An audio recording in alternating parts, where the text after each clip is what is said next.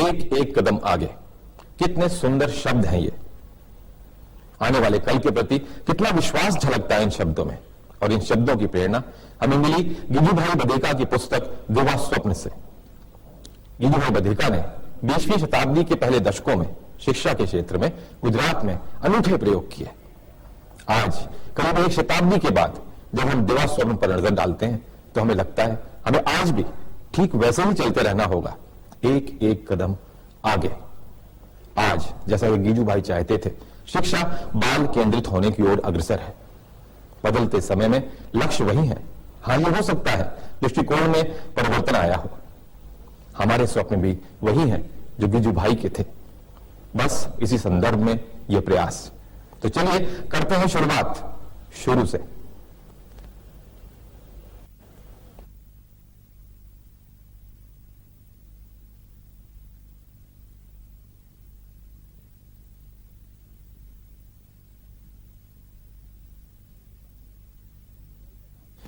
गिजुभाई का बाल साहित्य व्यापक था। बच्चों की उनकी समझ उसमें साफ झलकती है। हाँ, इतना जरूर है कि उनकी पुस्तक दिवा स्वप्न लेखा जोखा है भावनगर दक्षिण मूर्ति में किए गए उनके प्रयोगों का। यह बात अक्सर मन में उठती है, कैसे रहे होंगे गिजुभाई बधेका, कहां से शुरू करें उन्हें समझने का सुंदर सफर। सबसे पहला और सबसे एक ही जगह उनकी सारी बातें जो उन्होंने प्रयोग किए उसके में जाने वाले तो उनका दिवा स्वप्न देखना चाहिए। दिवा स्वप्न उनकी श्रेष्ठतम कृति है। और दिवा स्वप्न का मतलब होता है एक बहुत ही जटिल कठिन काम। दिन में सपने देखना बहुत कठिन होता है। उसी तरीके से उन्होंने दिन में सपने देखने की कोशिश की थी और एक असंभव लगने वाले काम को संभव कर दिखाया था। तो पहली बेसिक किताब तो उनकी दिवा स्वप्न है। ये जो सबसे पहले एक राजस्थान सरकार एक पत्रिका निकालती है जिसका नाम है टीचर्स टुडे। तो उसमें आज से 15-16 साल पहले एक विशेषांक में पूरे दिवा स्वप्न अंग्रेजी और हिंदी दोनों में छाप दी। और वो पढ़ करके तो मैं एकदम गदगद हो गया, क्योंकि इससे पहले काफी कुछ साहित्य शिक्षा पे पढ़ा था, पर हमारे देश में इस तरह का प्रयोग हुआ है। ये पहली बार इतना सुंदर प्रयोग ये मैंने पहली बार पढ़ा। बचपन से ही ऐसा लगता था कि हमारे घर में जो गिजुभाई की स्पिरिट है, उनके जो विचार है वह जीवंत है, क्योंकि मेरे माता पिता भी बिल्कुल गिजुभाई की जो बातें थी, गिजुभाई के जो मान्यताएं थी, उसी हिसाब से उन्होंने हमारी जो अपब्रिंगिंग की, हमारे घर में जो माहौल बना रहा, वो शायद हम सोचते हैं कि जैसे गिजुभाई के घर में होता होगा ऐसा ही होगा। गिजुभाई पेशे से तो वकील थे और गांधी जी की तरह कुछ वर्ष साउथ अफ्रीका में जाके रहे। वहां से वापस आने के बाद में बंबई के हाई कोर्ट में प्रैक्टिस करते रहे। उसी समय उन्हें एक पुत्र जन्मे, नरेंद्र भाई का जन्म हुआ और नरेंद्र भाई के लालन पालन के लिए वो शिक्षा साहित्य का अध्ययन करने लगे। एक बार तो वकालत से उनका दिल उठ गया था। झूठ फरेब इस तरह का उनके बस की बात नहीं थी। और दूसरी तरफ नरेंद्र भाई के लालन पालन के लिए तो उस समय जो जानी मानी शिक्षाविद थी 1910 के 15 के दशक के समय वो मॉन्टेसरी थी।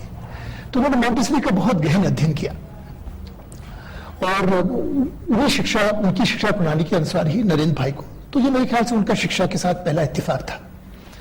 और उसके बाद में भावनगर में दक्षिण मूर्ति बाल मंदिर में 20 साल तक वो बिल्कुल ठोस बच्चों के साथ में तमाम उन्होंने प्रयोग किया। गिजुभाई ने बच्चे को केंद्र में रखा। बच्चे को आनंद आता है या नहीं आता है, यही मुख्य बात थी। और उनके आनंद के लिए उन्होंने कई प्रयोग किए और उनमें से बिल्कुल पहले प्रयोग में ही वो निष्फल गए थे। जैसे कि आपने दिवा स्वप्न में पढ़ा होगा कि वो ओम शांति कह के सोचा था कि सब बच्चे शांत हो जाएंगे, लेकिन वो शांत नहीं हुए। लेकिन वो हारे नहीं और वो प्रयोग करते रहे। बच्चे सीखें, बच्चे करें, बच्चे खेलें। गिजुभाई का तो इतना जबरदस्त बच्चों को तो देवता मानते थे। जब बच्चे स्कूल आते थे तो आज तक हमें ऐसी ट्रेडिशन कहीं नहीं मिलती है। गिजुभाई दरवाजे पर खड़े होकर रिसीव करते थे, कहते थे आओ मोहन भाई, आओ सोहन भाई, आओ लीला बेन, आओ सीता बेन, इस तरीके से कहकर के उनको रिसीव करते थे। और जब बच्चे छुट्टी के बाद जाया करते थे तो वो कहा करते थे फिर आओ जो सीता बहन, फिर आओ जो लीला बहन, फिर आओ जो मोहन भाई। इस तरीके से उनको थोड़ा आमंत्रित करते थे। बच्चा खुश है या नहीं, उसके नाखून साफ है या नहीं, उसकी टोपी मैली है या नहीं, मतलब हर चीज पे ध्यान देते थे। जबकि उनके समय के शिक्षक ये सोचते थे कि हमारा काम तो केवल पाठ्य पुस्तक से है, हमें बच्चे के खुश होने या ना होने या उसका स्वच्छ होना या अस्वच्छ होना उससे हमारा क्या संबंध। लेकिन मैंने जो कहा ना कि गिजू भाई ने पूरा उसका नजरिया बदल दिया और बच्चे के साथ यानी बच्चे का स्वस्थ होना ये शिक्षा का पहला कदम होना चाहिए। गिजू भाई काफी कम उम्र में उनका देहांत हुआ, 54 वर्ष के थे जब उनका देहांत हुआ और 200 से अधिक कहानियां उन्होंने बच्चों के लिए लिखी हैं। जो कोई भी गुजरात से आया उस समय गुजरात के अंदर एक मुहिम जैसा, ये 20 का दशक था जब बच्चों की बहुत पिटाई लगती थी। ऐसा समझा जाता था कि जब तक छड़ी से मारोगे नहीं तब तक बच्चे सीखेंगे नहीं। तो इसके खिलाफ उन्होंने एक बच्चों की एक वानर सेना जैसी गठित की और अगर कोई बच्चों को मारता माँ बाप तो ये वानर सेना जो बच्चों का समूह होता था वो माँ बाप के पास पहुंच जाता था उनसे प्रश्न पूछने के लिए। तो इससे कुछ राहत मिली और उन्होंने गुजरात के अंदर इस तरह के एक बाल मंदिरों की एक पूरी श्रृंखला जैसी एक प्रेरित की, एक नया एक तरह की एक लहर आई बाल शिक्षण के केंद्र के अंदर। और उन्होंने माता पिता और शिक्षकों के लिए 20 किताबें लिखी जो सभी गुजराती में थी।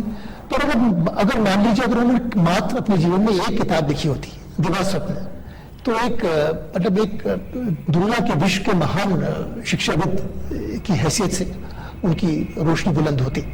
उन्होंने जितना लिखा इतना अधिक लिखा कि शायद उनके जो 18-20 साल जो उन्होंने शिक्षण के विचार और शिक्षण की पद्धति और शिक्षण की जो प्रैक्टिस में बिताए वो शायद 50 साल बाद, आज 70 साल बाद भी कोई इतना नहीं कर पाया है। तो स्पिरिट तो था ही, उनका स्पिरिट था। एक तो बच्चों का दिल था उनका, बच्चों के दिमाग में अंदर जाके बच्चों के विचार, बच्चों की जो मान्यताएं हैं, बच्चों के जो डर है अंदर के, बहुत अंदर के गहरे डर, वो उन्होंने अंदर जाके भीतर जाके उन्होंने देखा। फिर बाल दर्शन में छोटे छोटे से कोटेशंस हैं जिन्होंने उन्होंने बच्चों को कहा मेरे बाल देवता हैं। बच्चे प्रश्न कर रहे हैं मैं खेलूं कहाँ, मैं कूदूं कहाँ, इन्हें खेलता हूँ कूदता हूँ आवाज करता हूँ तो माँ बाप भाई बहन सब मना करते हैं, इनकार करते हैं। किसी को गिरने का डर है, किसी को शोर होने का की वजह से दिक्कत है। इस तरीके से मुझ पर कई प्रकार के प्रतिबंध लगाए जाते हैं। गिजू भाई पहले ऐसे व्यक्ति थे जिन्होंने बच्चों की स्वतंत्रता बाल मुक्ति का अभियान चलाया। एक तो ये भी कि उन्होंने देखा होगा कि हमारी जो पूरी शिक्षा पद्धति थी इससे पहले की वो बहुत रटन पे आधारित थी। इम्तिहान है, हाजिरी है, रटना है, ये सब एक तरह के प्रतीक हैं। जैसे कि हम कभी मंदिर में जाते हैं तो लोग फूल, नारियल, अगरबत्ती इस तरह के लेके जाते हैं, पर चाहे हमारे दिल में श्रद्धा हो ना हो फिर भी हम प्रतीक, तो ये सब जो शिक्षा में आजकल प्रतीकों पर ज्यादा ध्यान है कि बच्चों का गणवेश हो, एक यूनिफॉर्म हो, हाजिरी हो, होमवर्क हो, पाठ्य पुस्तकें हो, पर उनका इसका सीखने सिखाने से कोई लेना देना नहीं है। तो वो मेरे ख्याल से क्योंकि एक बुनियादी सोच वाले व्यक्ति थे और उन्होंने ऐसा भी नहीं कि मॉन्टेसरी को सीधे के सीधे अपनाया हो। मॉन्टेसरी के साथ उनके काफी मुद्दों के ऊपर काफी विवाद था और उनके मतभेद थे मॉन्टेसरी से। उन्होंने मॉन्टेसरी के मूल सार को अपनाया और उसको भारत के अपने देश की जो एक ठोस धरातल थी उस पर उन्होंने उसको अपनाने की चेष्टा करी। उनके कई जो राइटिंग्स है, उनकी कई दूसरी जो पुस्तकें हैं उसमें ये उन्होंने कहीं लिखा भी है कि क्या पता लोग सोचेंगे कि मैं ये क्या लिख रहा हूँ, लोग मुझे पागल भी समझेंगे शायद, तो जरूर अकेले होंगे क्योंकि वो अपने जमाने से बहुत आगे बढ़ के सोच रहे थे। तो जो एक स्कूल आमंत्रित करना चाहिए, स्कूल बच्चों को बुलाना चाहिए, वो बात गिजू भाई ने साबित की। तो इसलिए मेरा ख्याल है कि गिजू भाई ने केवल कहा नहीं, करके दिखाया। हम रविन्द्रनाथ ने भी कोई याद इसलिए करते करके दिखाया और बहुत से ऐसे हमारे गांधी ने कहा बहुत, और गांधी ने अपना कार्य दूसरे को सौंपा। गांधी के पास इतना समय नहीं था कि सभी काम वो अकेले करते। विनोबा ने भी सोचा, पर विनोबा ने सर्वोदय पर ज्यादा काम किया। जगदू कृष्णमूर्ति ने सोचा, पर उन्होंने हमारी भारतीय अस्मिता के बारे में ज्यादा बात कही। गिजी भाई ने कहा कि नहीं, मैं तो सीधा जिनके लिए बात कर रहा हूं उनके ही पास जाऊंगा। तो वो पहले व्यक्ति थे जो स्वयं बच्चों में चले गए। गिजू भाई जैसे एक एक बच्चे के साथ जुड़ते थे, ऐसे शिक्षकों के प्रशिक्षण में भी हमें एक एक शिक्षक के साथ जुड़ना होगा। उनकी क्या समझ है, उनकी क्या रुचि है, ये देख के उनको समझाना होगा। और उसमें से कुछ है जो खुले होंगे और कहेंगे कि हाँ हम ये प्रयोग करना चाहेंगे, और कुछ ऐसे भी होंगे जो सोचेंगे कि नहीं नहीं, इससे तो समय नष्ट होगा, हमारा कोर्स कब खत्म होगा, हम इन बातों में नहीं पढ़ना चाहते हैं। तो यहाँ पर भी वही समस्या है शिक्षकों के साथ भी, जो कि बच्चों के साथ रही है। मेरे ख्याल से उनकी आत्मा, जो कुछ भी देश में स्कूलों की हालत है, उसको देख के गिजू भाई की आत्मा खुश तो नहीं होगी, और आतुर होगी कि इस तरह का सपना किस तरह से पूरा किया जाए। और उन्होंने अपने जीवन में बच्चों के लिए जो किया वो अभूतपूर्व था। गांधी जी ने उनसे खुद कहा कि देखो, मैं तो बच्चों के साथ इतना काम नहीं कर पाया जितना तुमने किया। और क्योंकि गांधी जी उनके समकालीन थे, तो गांधी जी ने गिजू भाई को एक खिताब दिया था। गिजू भाई की लंबी लंबी मूछें थी, तो मुछाली माँ, द मुस्टैशूड मदर, इस तरह का। और मेरे ख्याल से इससे बड़ा तमगा खिताब कोई किसी को नहीं दे सकता, क्योंकि उस इंसान में माँ की एक बहुत असीम ममता थी। और हम, मेरे ख्याल से दिवास्वप्न को पढ़ करके तमाम हमारे हजारों देश के शिक्षक प्रेरित हुए हैं, क्योंकि इसमें एक उन्हें कहीं किरण रोशनी दिखाई दी है प्रगति की ओर बढ़ने की। दिवा स्वप्न के प्रत्येक प्रयोग को अगर हमारे स्कूलों में अपनाया जाए तो आने वाला कल बहुत ही सुहाना हो जाएगा। वो इसलिए क्योंकि उस शिक्षा से गुजरे हुए विद्यार्थी अलग तरह के होंगे, उनकी सोच अलग तरह की होगी, उनका विकास अलग तरह से होगा। तो इसलिए गिजू भाई को हमें बहुत ही सीरियसली लेना चाहिए, और खास करके दिवा स्वप्न को। गिजू भाई को समझने के लिए हमें अपने बच्चों को समझना चाहिए।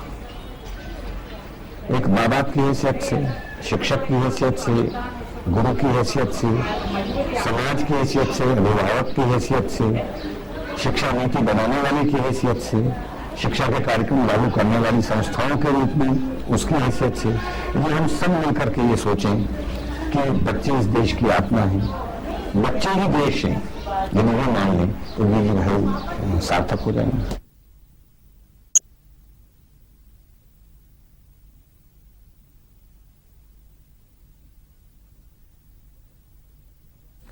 वंदना हमारे आसपास के किसी साधारण स्कूल की साधारण सी शिक्षिका। वंदना ने गिजू भाई की किताब दिवा स्वप्न को पढ़ा। उसे लगा कितना सुंदर था उनका प्रयास।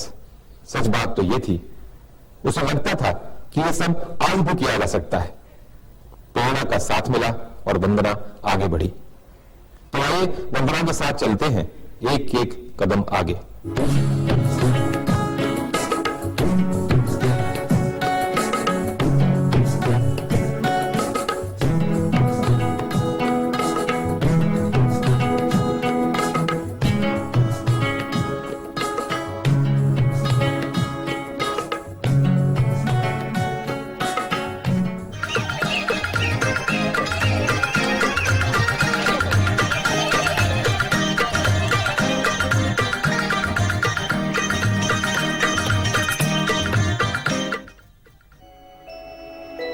आपने पिछले भाग में देखा कि गिजू भाई बधेका की कालजयी पुस्तक दिवा स्वप्न को पढ़ा वंदना ने।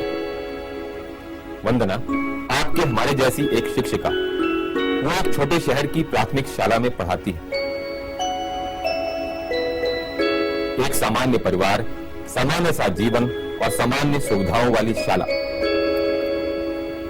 वंदना ने दिवा स्वप्न पढ़ा, बार बार पढ़ा और संकल्प किया उसके कुछ अनुभवों को अपनी स्थितियों के अनुरूप ढालकर व्यवहार में लाने का। सब कुछ बहुत आसानी से नहीं हुआ, आसान नहीं पर असंभव भी नहीं। आइए चलते हैं वंदना के साथ एक एक कदम आगे।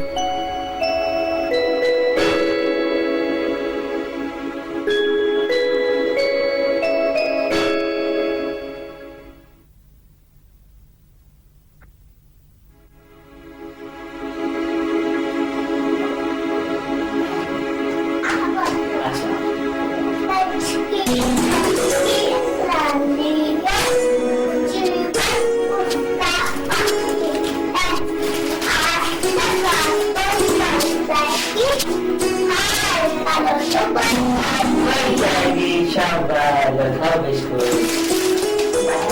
अभी खाओ, इसको खत्म करो पहले। अच्छे बच्चे हैं ना, आप अच्छे बच्चे हैं ना। आओ, इसको फ्रेश करो। इधर चल जा। मैं इसको सुबह गया छोड़ा वैसे बात नहीं छोड़ ठीक है। ठीक है थोड़ा बेटा मैं पकड़ूंगी आप इधर आओ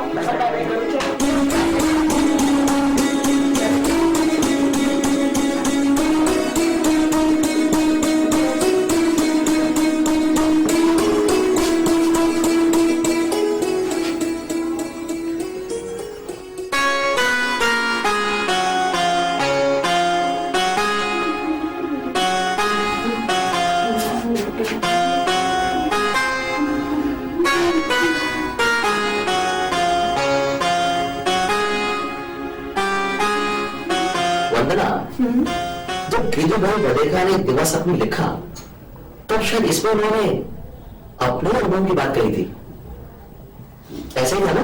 हाँ, उनके सभी अनुभव एक तरह से शिक्षा में प्रयोग थे। मैं जितनी बार दिवस स्वप्न पढ़ती हूँ मुझे लगता है न जाने कितना विश्वास जाग उठा है मुझ में। और टीचर बनने के बाद तो ऐसा लगता है जैसे कितनी उम्मीदें लगी रहती हैं हमसे।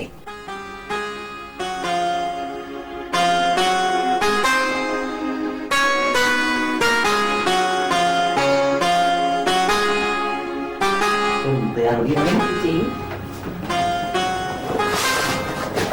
तो फिर चलें? चलिए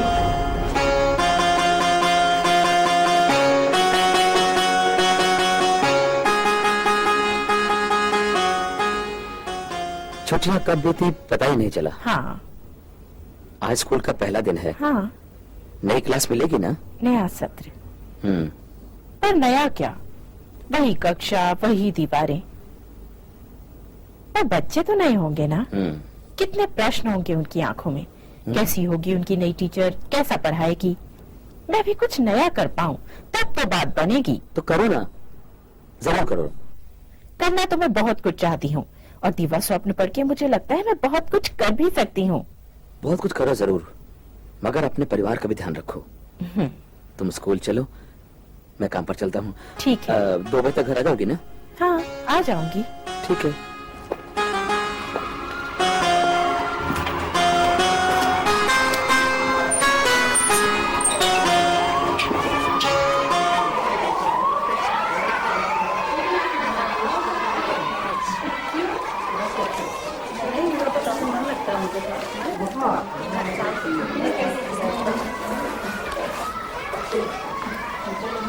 देखिए देखिए कौन सी क्लास मिली है। अच्छा, ये क्लास मिली है। सबसे शैतान बच्चों की टोली। ध्यान रखना वंदना, नाक में दम कर देंगे। लेकिन वंदना के लिए मुश्किल कुछ भी तो नहीं। क्यों वंदना? जब आप कुछ कहती हैं सरिता जी तो मुझे लगता है मैं सचमुच कुछ कर सकूंगी।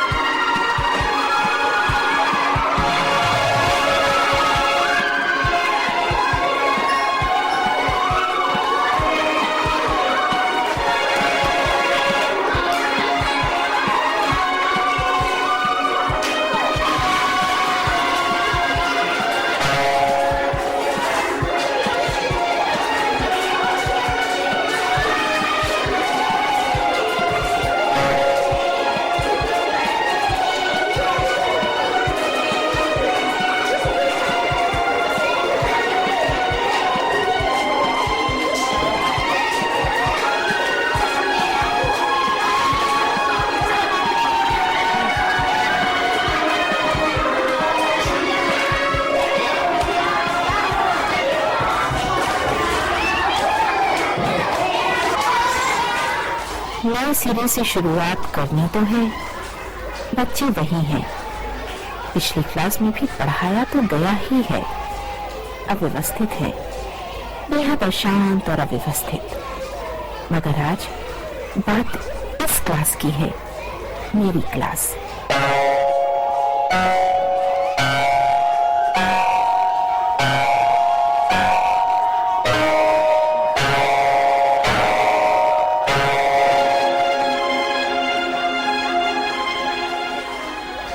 इन्हें अपने साथ करना है।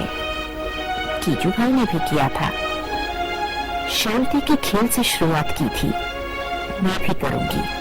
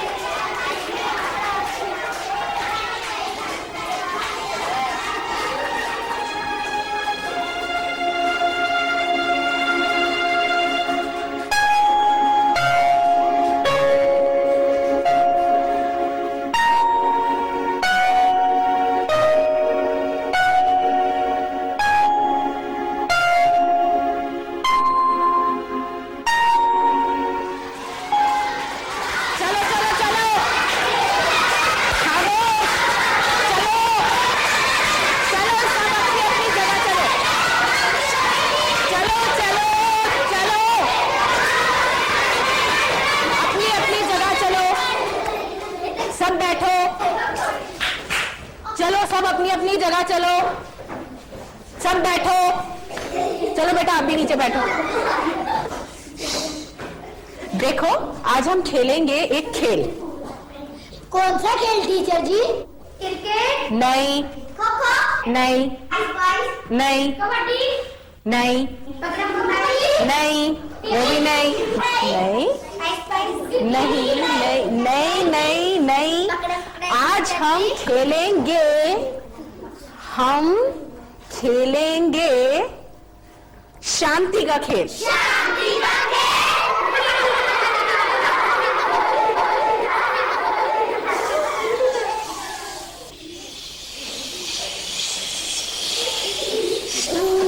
नहीं नहीं नहीं, ऐसे मुंह पे उंगली मत रखो, ऐसे थोड़ी।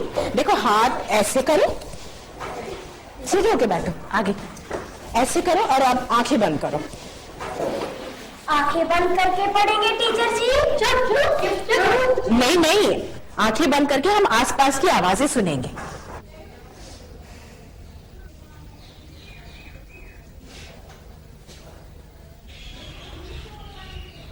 कौवा बोला, भैंस बोली,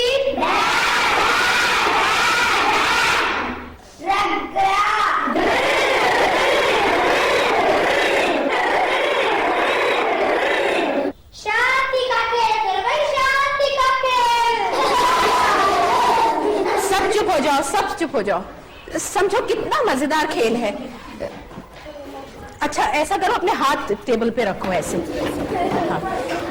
और अब आंखें बंद करके सुनो।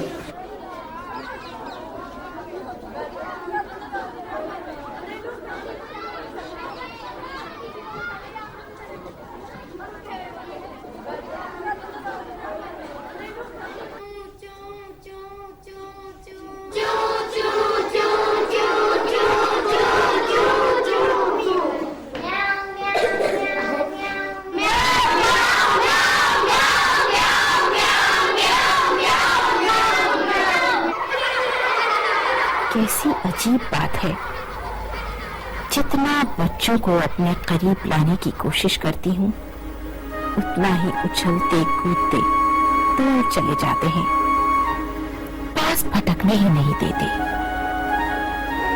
आज का सच क्या यही है? हो भी पाएगा भला कुछ?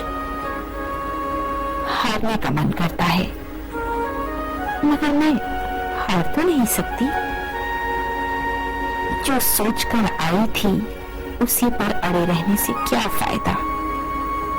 यही काम दूसरे तरीके से भी करा जा सकता है। एक बार तो और करके देखना ही होगा।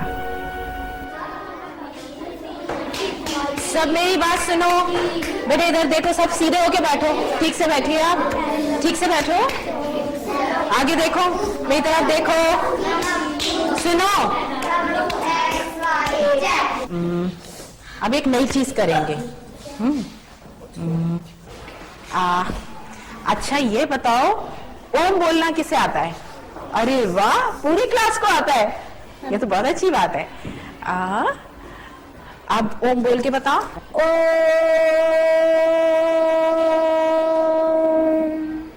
बेटा अब आप भी ओम बोल के बताओ। ओम।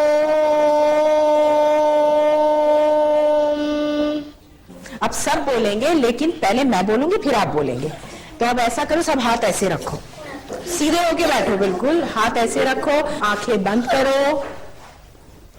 अब आंखें बंद करके मैं पहले बोलूंगी, उसके बाद आप बोलेंगे, ठीक है? चलो आंखें बंद। ओम।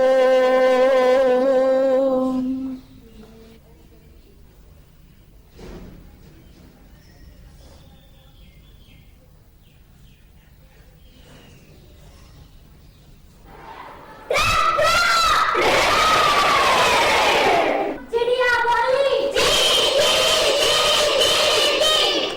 बिल्ली बोली म्याऊ म्याऊ म्याऊ म्याऊ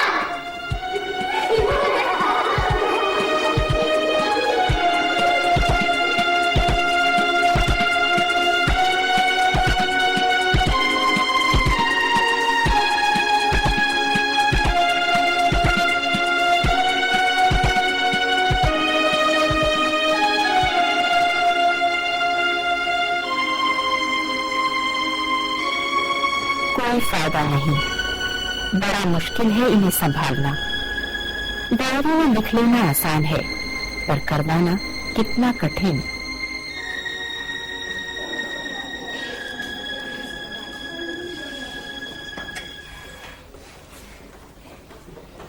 अच्छा शांति का खेल तो छोड़ो,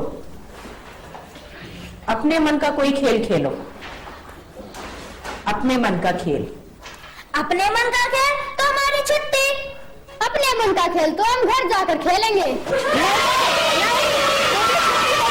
पूरी छुट्टी नहीं, बस के लिए रखो, सिर्फ खेल के लिए, खेल के लिए।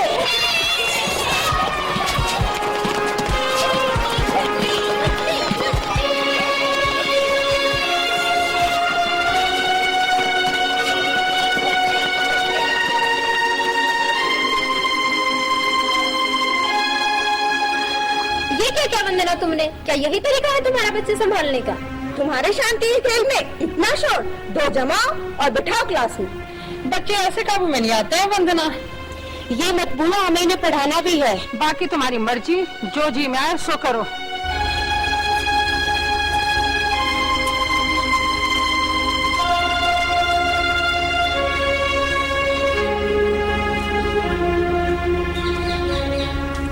जमाओ और पढ़ाओ।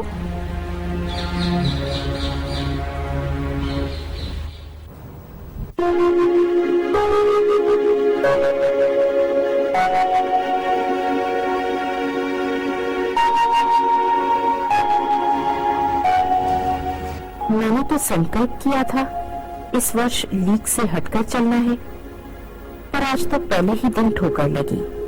तो क्या छोड़ दूं ये सब? सब चलते रहा ही था, जैसा चलता है चलने दो।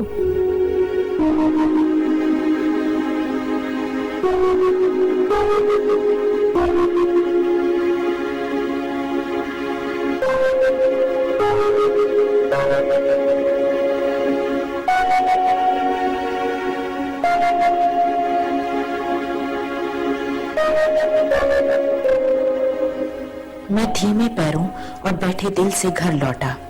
लेटे लेटे मैं सोचने लगा, काम बेशक मुश्किल है, लेकिन इसी में ही मेरी सच्ची परीक्षा है। चिंता नहीं, हिम्मत नहीं हारनी चाहिए। इस तरह का ही शांति का खेल होता है। मैं भी कितना मूर्ख हूं जो पहले ही दिन से ये काम शुरू कर दिया। पहले मुझे उन लोगों से थोड़ा परिचय बढ़ाना चाहिए। मेरे लिए उनके दिल में कुछ प्रेम और रस पैदा होना चाहिए, तब कहीं जाकर वह मेरा कुछ कहना मानेंगे। जहाँ पढ़ाई नहीं बल्कि छुट्टी प्यारी है, वहाँ काम करने के माने हैं भगीरथ का गंगा को लाना।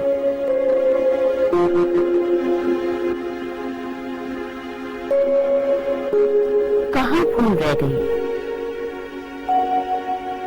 हाँ, बच्चों के दिल में प्रेम और रस उत्पन्न करना है। वो कहाँ किया मैंने? न परिचय न बात, सीधा खेल शुरू। तभी तो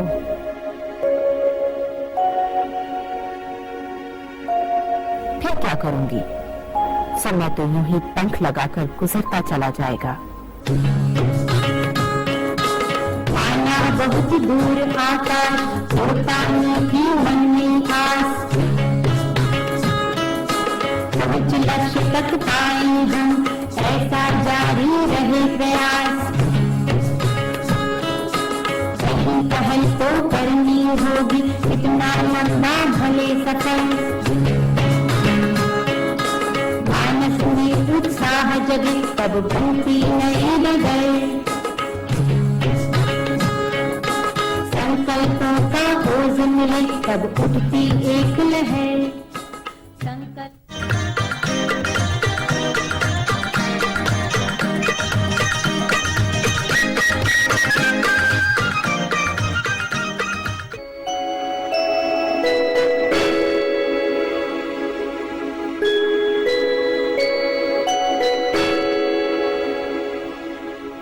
अभी तक आपने देखा गिजुभाई बधेका की कालजयी पुस्तक दिवा स्वप्न को पढ़ा एक शिक्षिका वंदना ने। गिजुभाई बधेका से प्रेरणा लेकर वो भी अपने छात्रों के साथ कुछ नया करना चाहती थी। स्कूल में उसके सहयोगी उसके विचारों से बहुत ज्यादा सहमत नहीं थे। नया सत्र शुरू हुआ और वंदना को मिली उसकी नई क्लास, उद्यमी नटखट बच्चों की नई क्लास।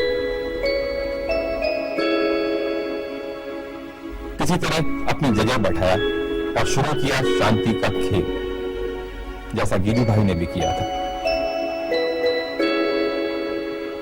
मन में बहुत सारी उम्मीदें थीं कि वो कुछ नया कर पाएगी। बच्चों का मन एकाग्र कर शुरुआत कर सकेगी एक नए संबंध की, जहां सीखने सिखाने की प्रक्रिया सुखद होगी। पर ऐसा हुआ नहीं।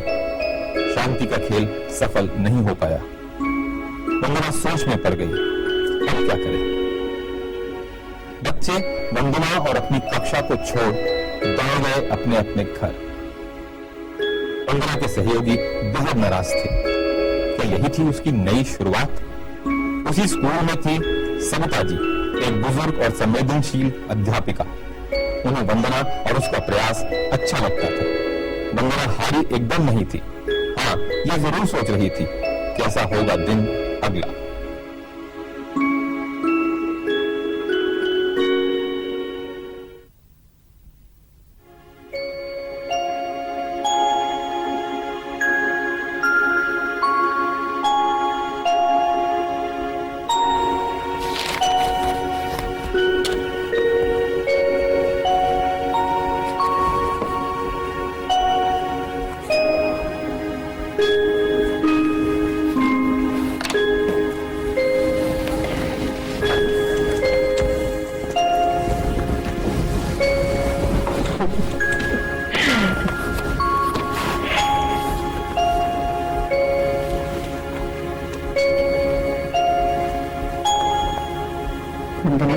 जी, तो सोचती होगी कि मैं बातें तो बहुत करती हूँ, मगर मैंने खुद जो मेरे आसपास हो रहा है उसे मान लिया, उसे स्वीकारा। सोचती तो जरूर होगी। सरिता जी, मुझे आपकी बातें बहुत अच्छी लगती है। मुझे लगता है शायद मैं एकदम अकेले नहीं हूँ। मन अकेले होने की कोई बात नहीं। जब मन में विश्वास होता है तो कुछ भी काम हो सकता है। हाँ, इतना जरूर है कि इसके अलावा कुछ और भी चाहिए होता है। मैं समझी नहीं। मंदिर में बच्चों को पढ़ाते पढ़ाते कभी ऐसा होता है कि वो महज कान बनकर रह जाता है और बच्चों को समझने की प्रक्रिया कहीं जाकर छुप जाती है। सच वंदना, ऐसा ही होता है। ऐसा क्यों होता है?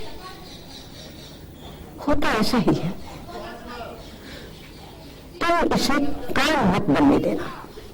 नहीं सरिता जी, मैं इसे कान नहीं बनने दूंगी। सपने देखना तो मेरा अधिकार है, मुझे कोई नहीं रोक सकता। मैंने बच्चों के लिए सोचा है, मन से सोचा है, और फिर मेरे पास प्रेरणा भी है, तो फिर मैं क्यों रुकने लगी बोला?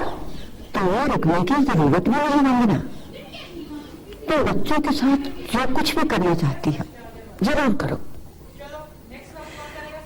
याद रखना, मैं भी बहुत कुछ करना चाहती थी, बहुत कुछ, और मुझे वो सब कुछ कर लेना चाहिए था। मुझे विश्वास है सब अच्छा होगा, बहुत अच्छा होगा, जरूर अच्छा होगा। अच्छा सरिता जी, मैं चलती हूँ। वंदना जी, वो दिवसों को मैंने पढ़ ली, बहुत अच्छी लगी।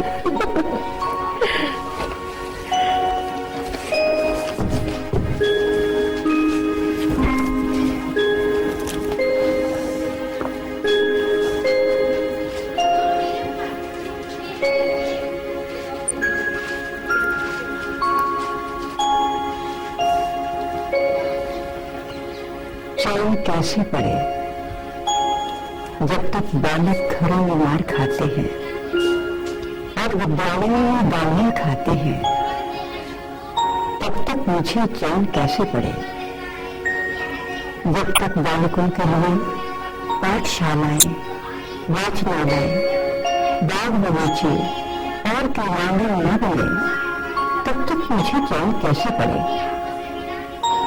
जब तक बालकों को प्रेम और सम्मान नहीं मिलता, तब तक मुझे चैन कैसे पड़े।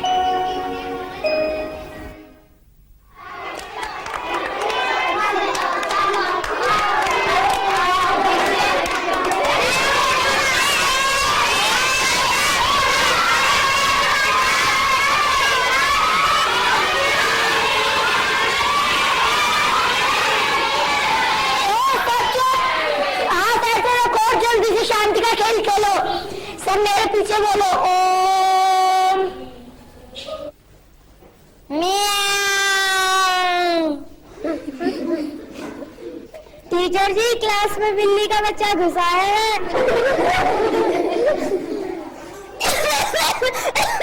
अरे पहले इस बुढ़िया को तो क्लास से बाहर निकालो। शांति का खेल खेलो। ओम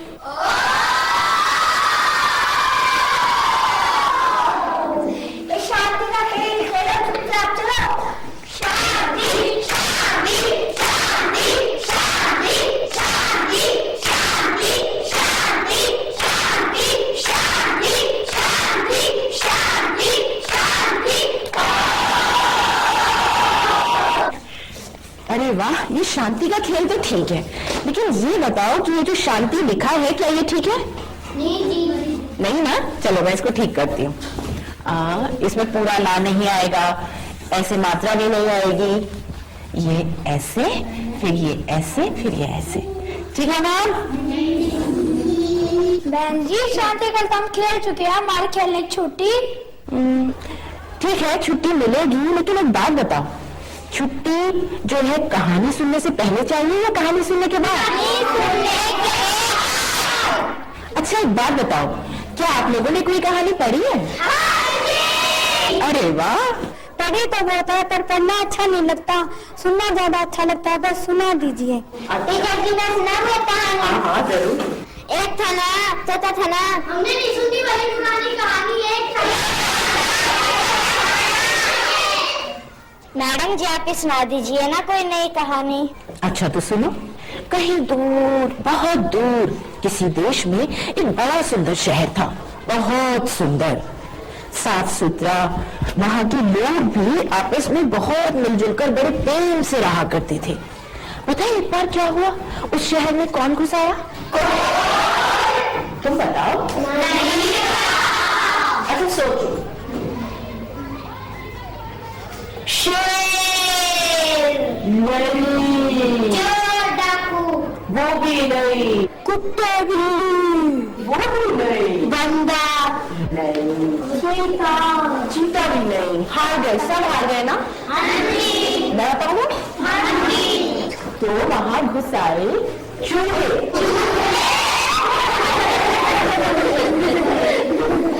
मोटे चूहे, बहुत मोटे चूहे, दुबले चूहे, काले चूहे, गंदे चूहे, इतने बड़े चूहे, इतने बड़े चूहे, चूहे ही चूहे।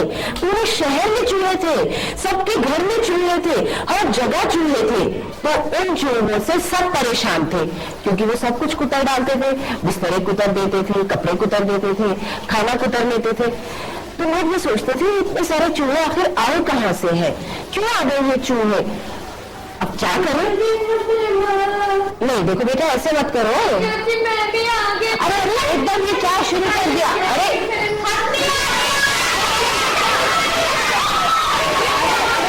ये क्या है भाई, सब आगे कैसे आ जाएंगे?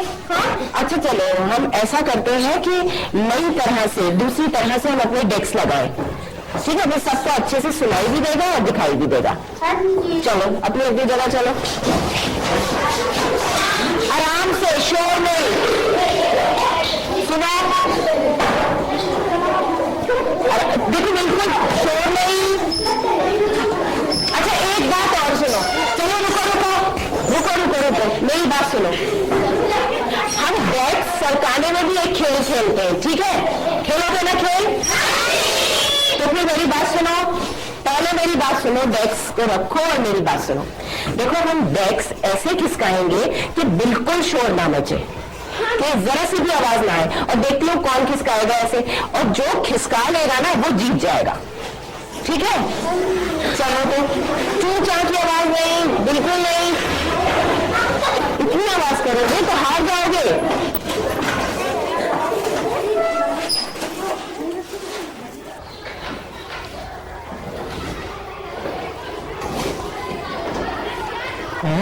अब ठीक है, बैठ जाओ, शाबाश, सीधे होके बैठो। टीचर जी आ गए। क्या आ गए? लेकिन आप कहाँ थे? टीचर जी चूहे सब कुछ कुतर डालते थे। हाँ, तो वो जो चूहे थे ना, वो बहुत शैतान चूहे थे। आप तो जानते हो ना कि चूहे जो है वो बिल्ली से बहुत डरते, कुत्ते से भी डरते, इंसानों से भी डरते, लेकिन वो जो चूहे थे वो किसी से नहीं डरते थे। एक बार ऐसा हुआ कि किसी के घर में छोटा सा बच्चा पैदा हुआ, उसकी माँ ने उसको पानी में सुला दिया और वो चली गई। तो दो चूहे उसके पानी में घुस गए और उसकी उंगली टूट गई। दरवाजा बंद कर दे, बाहर से शोर आ रहा है। ये तो बहुत ही होशियार बच्चा। अच्छा ऐसा करते, ये जो कहानी है इसको हम यहीं रोकते हैं और कुछ और काम करते हैं।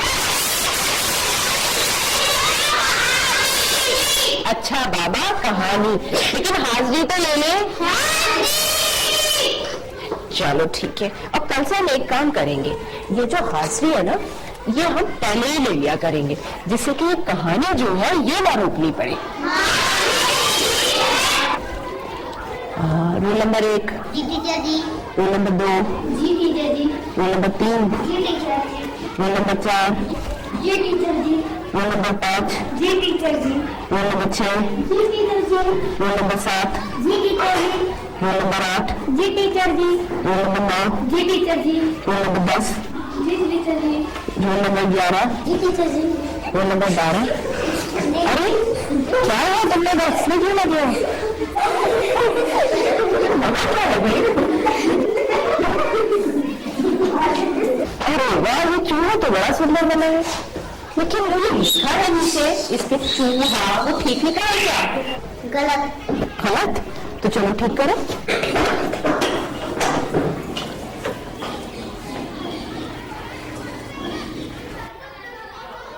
शाबाश। अच्छा, अब इसके साथ एक बांसुरी भी बनवानी है। कौन बनाएगा? मैं। चलो बनाओ।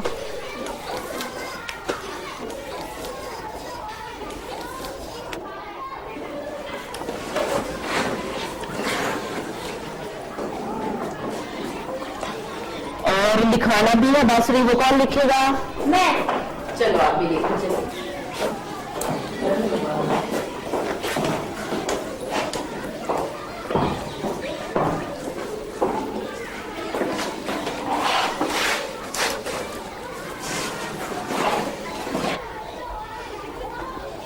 अच्छा ये बताइए, बांसुरी जो लिखा है या गलत? गलत। क्या गलती है इसमें? सा में बड़ों की मात्रा आएगी।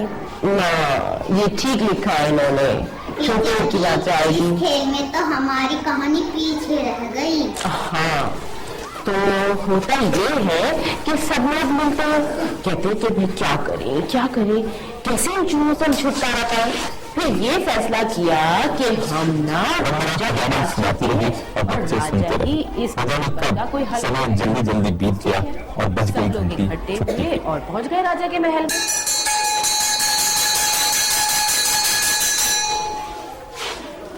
अरे घंटी बज गई भाई, घर नहीं जाना है?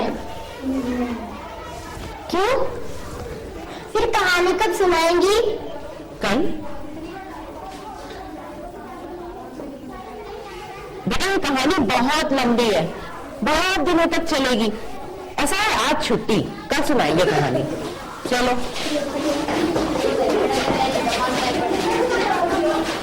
बच्चे घर नहीं जाना चाहते थे, मुझे कहानी बहुत अच्छी लगती थी और वंदना उसे बच्चे अच्छे लगते थे।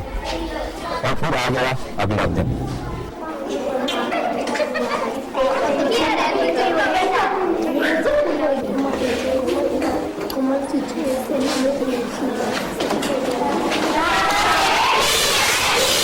नमस्ते, बैठो। ये रजिस्टर में कौन लाया, क्यों लाया? हाँ, टीचर जी जल्दी से हाजिरी लगा दो। क्यों? और फिर अच्छा, ये कहानी का चक्कर है सब। समय बदलता गया, कहानी चलती रही। उन्होंने अपने सेनापति को बच्चे वंदना के करीब आने लगे, उनमें एक विश्वास जागृत होने लगा ये चूहे अपने हैं ना, अध्यापक के इनसे प्रति। मैं और मेरी प्रजा और उसकी बात सुनना चाहते थे। इसका कुछ बताओ, मैं क्या करूं? वंदना के सहयोगी अक्सर उसे टोकते, किताबें कब निकलेंगी, ये जो हमारी कब फौज शुरू है, होगा। हमारी जो फौजी है वो बहुत पर वंदना को पता था बहुत या सारे उसे हैं, चुप बैठो, लेकिन फिर भी ठीक से बैठो नहीं कहना वो पड़ता। चूहों को नहीं भगा सकते। कहानी वास्तव में भाई ध्यान क्या पे बात काम है करने का कि एक हमारी बहुत फौज अच्छा हम पे तरीका संकट है। आया और वो चूहों को नहीं भगा सकती। तो फिर सेनापति ने कहा आप ऐलान करवा दीजिए कि जो इधर हेडमास्टर साहब बंदा वंदना के इस नए प्रयास से पूरे चिंतित तो नहीं, राज्य में, वो यहाँ उत्सुक जरूर थे। जी सर। कैसे चल रही है तुम्हारी क्लास वंदना? बिल्कुल ठीक सर। मैं कहानियों के जरिए बच्चों में एकाग्रता और अक्षर ज्ञान बढ़ाना चाहती हूँ।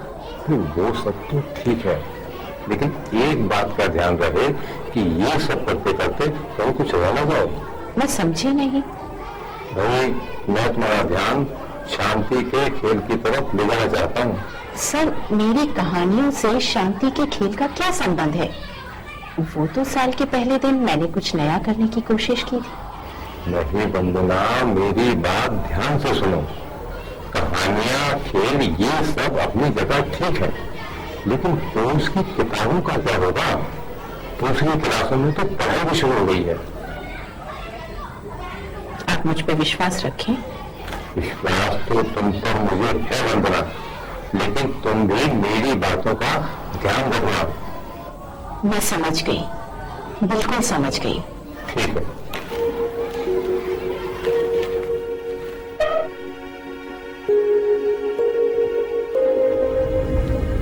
पढ़ाई भी शुरू करेंगे, पर इतना तो हुआ कि बच्चे अब मेरे नजदीक आने लगे हैं। शांति का खेल इसीलिए सफल नहीं हो सका कि तो बिना आपसे परिचय के ही मैंने आदेश निर्देश देने शुरू कर दिए। व्यवस्था और ध्यान, ये दो बातें तो कुछ मजबूत हुई हैं। कहानी कहने के ढंग पर, भाषा पर उनका परोक्ष रूप से जरूर ध्यान जा रहा होगा। यही तो मेरा उद्देश्य है। कहानी ने जैसे मेरे और बच्चों के बीच विश्वास की एक पतली डोर बांध दी है।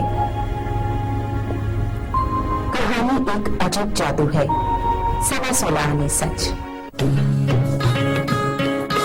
माना बहुत दूर आकाश उड़ता की हमने आस,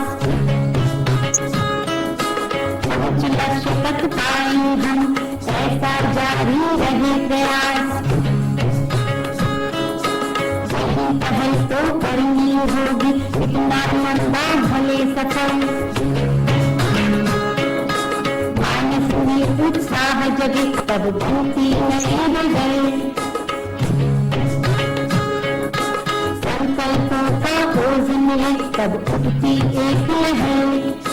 संकल्पों का खोज मिले तब उठती एक लहर।